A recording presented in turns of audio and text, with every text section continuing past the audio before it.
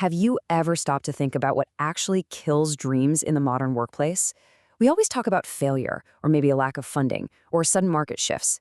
But honestly, there is a much quieter, far more insidious dream killer out there. It's not failure at all. It's the heavy, sinking belief that your time has simply run out, that your window of opportunity just closed. Well, today we are unpacking a powerful set of insights on overcoming the fear of starting late. We're going to completely reframe how we look at our professional timelines. So is it already too late? Be honest with yourself here. How many times has that exact thought crossed your mind just this week? You might be sitting in a fast-changing corporate environment right now, watching your industry pivot to AI, seeing younger colleagues just skyrocket, and you feel this internal anxiety bubbling up.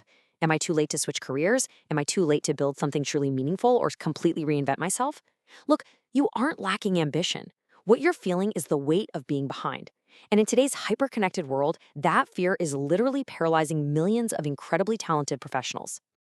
Section 1. The fear of starting late and the timeline trap.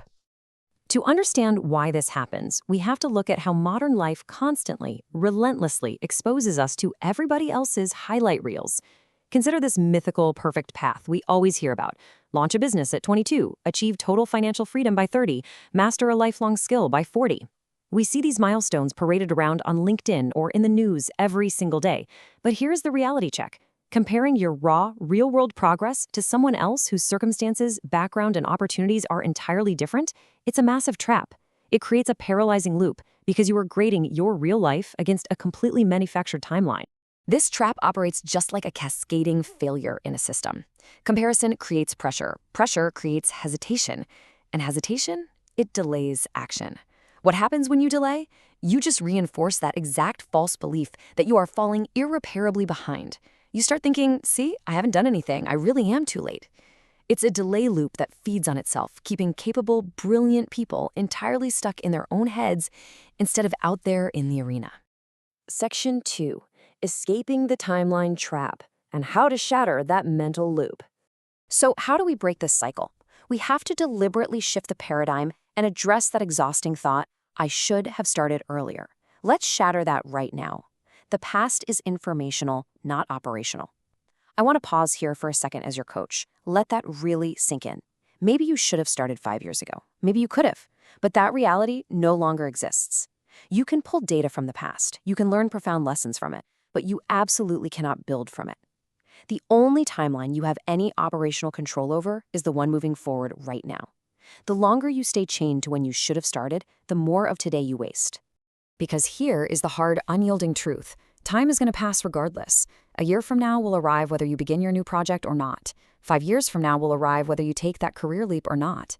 So the crucial question is this. When that future inevitably arrives, will you be grateful you started, or will you still be standing exactly where you are today, wishing you had? Waiting doesn't pause life, you guys. It only delays your growth.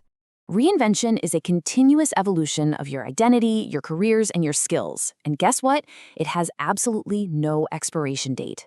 People reinvent themselves constantly. New industries, new businesses, entirely new versions of themselves.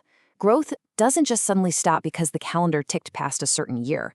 Growth only stops when you self-impose a limit on your own evolution. Section 3.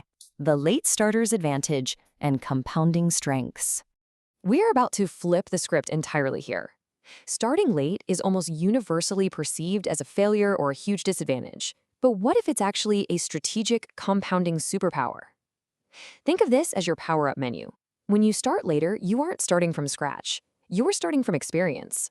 You bring compounding strengths to the table. You have higher emotional intelligence. You have much better judgment because, well, you've seen what fails. Your priorities are razor sharp. You have stronger discipline and deep self-awareness. A younger professional might have started 5 years earlier, sure, but they are going to hit potholes that you will effortlessly steer right around simply because life has already taught you those lessons. You move smarter, and that allows you to accelerate much faster. Different timing creates different strengths. You aren't behind. You are simply equipped with a completely different toolkit. Your story doesn't have less potential just because you happen to be in a different chapter. The maturity and the resilience you've developed elsewhere in your life, those are the exact assets that are going to make your next move incredibly successful. Section 4. The myth of perfect timing and waiting for readiness. Now, even when we realize our strengths, another barrier often pops right up. The illusion of waiting for readiness. We tell ourselves we'll start when we have more confidence, more certainty, maybe more money saved, or a perfectly quiet month at work. But waiting for perfect timing usually just leads us right back into comparison. Notice the stark contrast here. Comparison asks a heavy, backwards-looking question: how far behind am I? That immediately drains your energy and weakens action. Momentum, on the other hand, is dynamic. It asks, what can I build from exactly where I am standing right now? The goal isn't to catch up to everyone else. The goal is to create forward growth from your current coordinates. Life is never going to pause, tap you on the shoulder, and announce that the ideal moment has finally arrived. It just doesn't happen.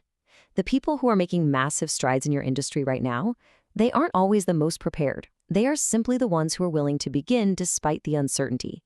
Meaningful progress almost always starts in imperfect, awkward conditions.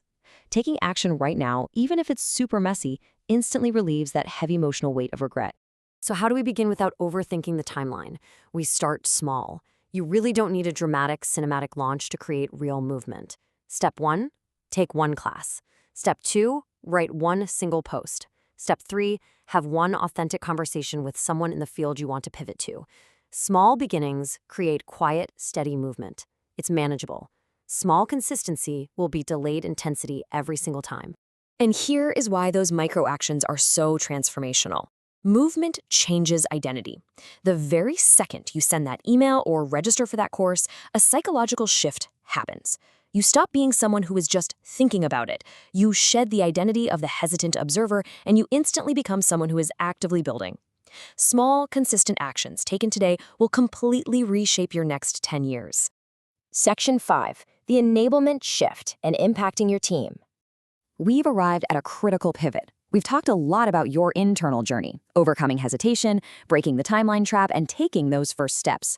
But true leadership and true professional growth doesn't happen in a vacuum. It's about how your newfound momentum impacts the wider community and your team. The best time to start may have been earlier. We can acknowledge that. But the second best time is right now, and your future still deeply deserves that chance. When you take the step you've been delaying, you aren't just doing it for yourself.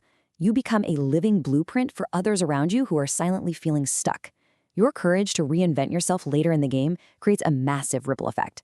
It gives your colleagues, your team, and your network the silent permission to realize that their timelines aren't over either. Because ultimately, true success in the modern workplace completely transcends personal achievement. We rise by lifting others.